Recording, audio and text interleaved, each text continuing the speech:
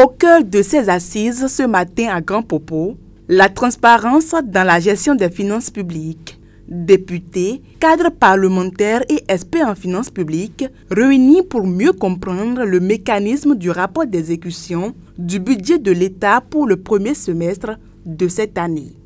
Nous allons nous évertuer à analyser conformément à la LOLF et au Code de transparence dans la gestion des finances publiques le contenu du rapport d'exécution au 30 juin du budget de l'État gestion 2024. Chers participants, votre présence massive en ces lieux témoigne de l'importance que vous accordez à ce volet capital de la mission du Parlement qu'est le contrôle de l'action gouvernementale. Le gouvernement a souscrit volontairement au calcul de cet indice qui permet de mesurer la transparence budgétaire. Dans son dernier rapport, des recommandations ont été formulées, notamment pour le contrôle pendant l'exécution du budget de l'État. Alors, l'initiative prise par l'Assemblée nationale d'organiser cet atelier vient à point nommé car répond directement à ces recommandations.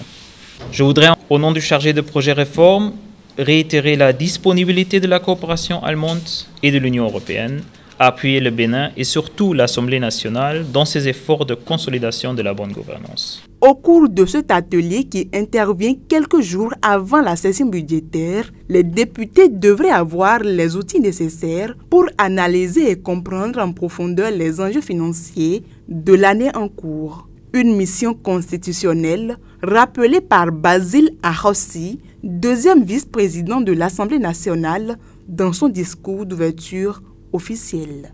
L'examen et l'exploitation du RAPEX sont devenus pour l'Assemblée nationale à travers la Commission des finances et des échanges une exigence et un moyen de contrôle de l'action du gouvernement conformément à l'article 93 de la loi organique numéro 2013-14 du 27 septembre 2013 relative aux lois des finances.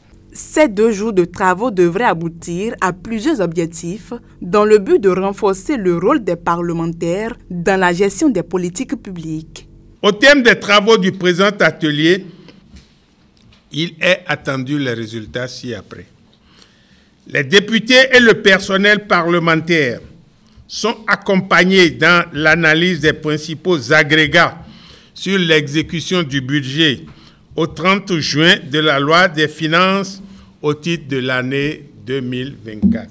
Les suites possibles au terme d'actions de contrôle que le Parlement pourrait exercer par les députés suite aux principaux constats sur l'exécution au 30 juillet 2024 du budget de l'État sont identifiés.